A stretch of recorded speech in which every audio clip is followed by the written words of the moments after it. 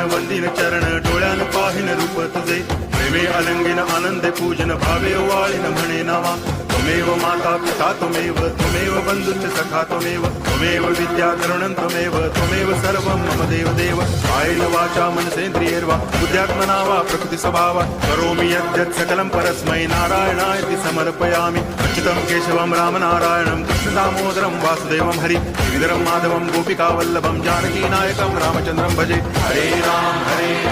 Ram Ram Hare Hare Hare Krishna